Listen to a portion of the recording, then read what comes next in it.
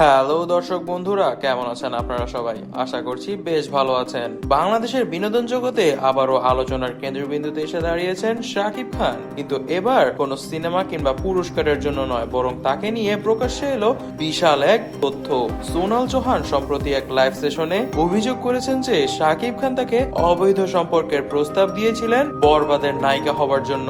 সোনাল, যিনি আগে থেকেই বেশ কিছু জনপ্রিয় সিনেমায় কাজ করেছেন, প্রথমবারের মতন বাংলা সিনেমায় তাকে দেখা যাবে। তবে এই বাংলা সিনেমার জন্য তাকে পোহাতে হয়েছে অনেক কষ্ট।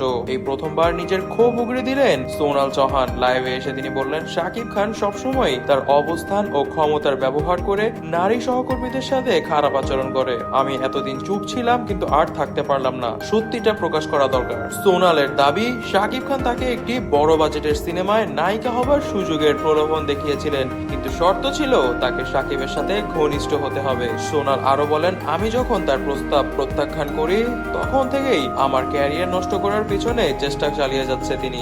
চেয়েছিলেন আমি তার কথা মতো চলি এবং আমার আত্মসম্মান বিসর্জন দেই, তবে আমি তা করিনি। শেষ বাংলা সিনেমা, কারণ শাকিব খান বাংলা সিনেমায় যতদিন থাকবে ততদিন বাইরের কোন নায়িকা ঢালিউডে কাজ করতে পারবে না। সোনালের এই অভিযোগ রাতারাতি সোশ্যাল মিডিয়ায় ভাইরাল হয়ে গিয়েছে। অনেকেই তার সাহসিকতার প্রশংসা করছেন, আবার অনেকেই বিষয়টি নিয়ে সন্দেহ প্রকাশ করেছেন। সোনাল আরো বললেন, শাকিব শুধু একজন ভালো অভিনেতাই নন, তিনি অনেক ক্ষমতাধর একজন ব্যক্তি।